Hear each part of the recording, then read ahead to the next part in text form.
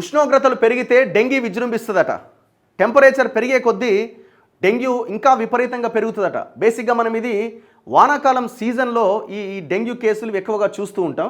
దేశంలో వాస్తవ కేసులు 280 రెట్లు అధికమట. పూణేలోని IITM అధ్యయనం వెల్లడించిందట. మీరు తెలంగాణలో కూడా చూడండి, దేశం పక్కన పెట్టినా తెలంగాణలో చూసినా కూడా రాను రాను ఈ డెంగ్యూ కేసుల సంఖ్య విపరీతంగా పెరుగుతున్నది.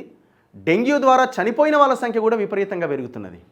ఎవరికైనా ఇది ఉపయోగపడుతుందంటే జనమేమో సస్తున్నారు, ప్రైవేట్ హాస్పిటల్స్ ఏమో బిల్డింగ్ల మీద బిల్డింగ్లు కడుతున్నాడు ఓన్లీ బికాజ్ ఆఫ్ డెంగ్యూ. ఒక్కొక్క రోజు ఒక్కొక్క హాస్పిటల్ ₹1,00,000 వసూలు చేస్తున్న హాస్పిటల్ కూడా ఉన్నది డెంగ్యూ కారణంగా. డెంగ్యూ వచ్చిందంటే ఎకరం 2 ఎకరాలు ఉన్న రైతు భూమి అమ్ముకోవాల్సిందే. ఇక ప్లేట్లెట్స్ తగ్గినాయి అంటాడు, నానా హంగామా చేస్తాడు, బ్లడ్ ఎక్కియాలంటాడు. అంటే ఒకవేళ అది చిన్నగా తగ్గిపోయి ఇంట్లో ఉండి మెడిసిన్ తీసుకొని తగ్గిపోయే పరిస్థితిలో ఉన్నా పొరపాటున ఏదైనా మల్టీ స్పెషాలిటీ హాస్పిటల్కి పోతే కథం. ఇక మనం చూడలే, రమ్య అని ఒక అమ్మాయికి యశోద ఆసుపత్రికి తీసుకపోతే 2 రోజుల్లో 6 లక్షలు వసూలు చేసి శవానికి ట్రీట్మెంట్ చేసింది ఆసుపత్రి. వాతావరణ మార్పులకు డెంగ్యూ కేసుల పెరుగుదలకు మధ్య దగ్గరి సంబంధం ఉందని పూణేలోని భారత ఉష్ణమండల వాతావరణ పరిశోధన సంస్థ తేల్చిందట.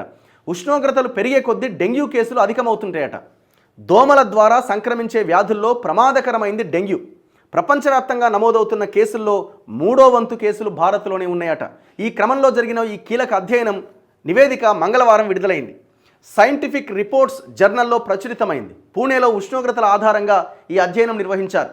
ఇతర ప్రాంతాల్లో ఉష్ణోగ్రతలు, అక్కడి డెంగ్యూ కేసులను బట్టి అక్కడి వాతావరణానికి డెంగ్యూకి మధ్య ఉన్న సంబంధాన్ని అంచనా వేయాలి అని పరిశోధకులు స్పష్టం చేశారు.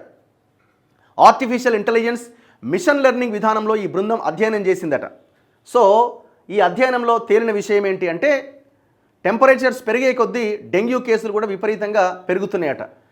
డెంగ్యూ ప్రాబల్యాన్ని 2 నెలల ముందుగా గుర్తించడానికి, కేసులు మరణాలు తగ్గించడానికి స్థానిక సంస్థలు, ఆరోగ్య శాఖ ముందస్తు సన్నద్ధతకు ప్రణాళికల రూపకల్పనకి అధ్యయనం దోహదపడుతుంది. బేసిక్గా ఈ డెంగ్యూ దోమ వల్ల వస్తుంది. ఏం చెప్తారు చాలామంది డాక్టర్స్ కానీ, ఎక్కడా కూడా వాటర్ స్టాగ్నేట్ అవ్వకుండా చూసుకోవాలి.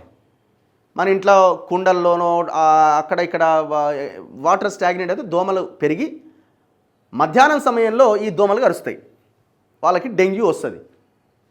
ఈ అధ్యయనంలో ఏం వెల్లడైనాయి అంటే అంశాలు 27 డిగ్రీల కంటే ఎక్కువ ఉష్ణోగ్రతలు, మధ్యస్థ వర్షాలు, జూన్ సెప్టెంబర్ మధ్య తేమ 60 నుంచి 78% నమోదవడం డెంగ్యూ కేసులు అధికం కావడానికి కారణమవుతున్నాయట.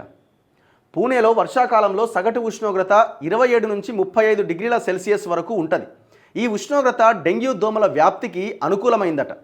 ప్రస్తుత అధ్యయనం ప్రకారం ఒక వారంలో 150 మిల్లీమీటర్ల వరకు మితమైన వర్షాలు కురిసిన సందర్భాల్లో డెంగ్యూ కేసులు పెరుగుతున్నాయి. ఇది ఎవరికి ఉపయోగం? ఈ సమాచారం అంతా ప్రభుత్వాలు దీన్ని తీసుకోవాలా? అసలు ఈ గవర్నమెంట్స్కి ఏమైనా చిత్తశుద్ధి ఉందా? జనాలు వస్తున్నారు, కేసులు పెరుగుతున్నాయి, ఎట్లా అని ఒక రివ్యూ చేసిన ఎవడన్నా? ఏ ముఖ్యమంత్రి కానీ, ఏ ఆరోగ్య శాఖ మంత్రి కానీ, ఈ దేశంలో ఉన్న నాయకులు కానీ, ఆ ప్రభుత్వంలో ఉన్న వాళ్ళు కానీ ఎవడైనా డెంగ్యూ కేసులు ఎందుకు పెరుగుతున్నాయి ఒక రివ్యూ చేసిర్రా? హాస్పిటల్ ఎవనివి? లీడర్లై. మందుల కంపెనీలు ఎవనివి?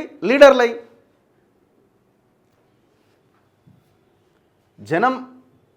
జనంలో మార్పు రానంత వరకు, ప్రజలు ఆలోచించినంత వరకు ఇది సాధ్యం కాదు. ఈ మార్పు అనేది సాధ్యం కాదు. మనం మొత్తుకుంటూనే ఉండాలా, నడిచేది నడుస్తూనే ఉంటుంది. మనం ఆస్తులు అమ్ముకోవాలా, మన పిల్లల్ని చంపుకోవాలా. ఎవరికి రావాలా బుద్ధి? మనకు రావాలా.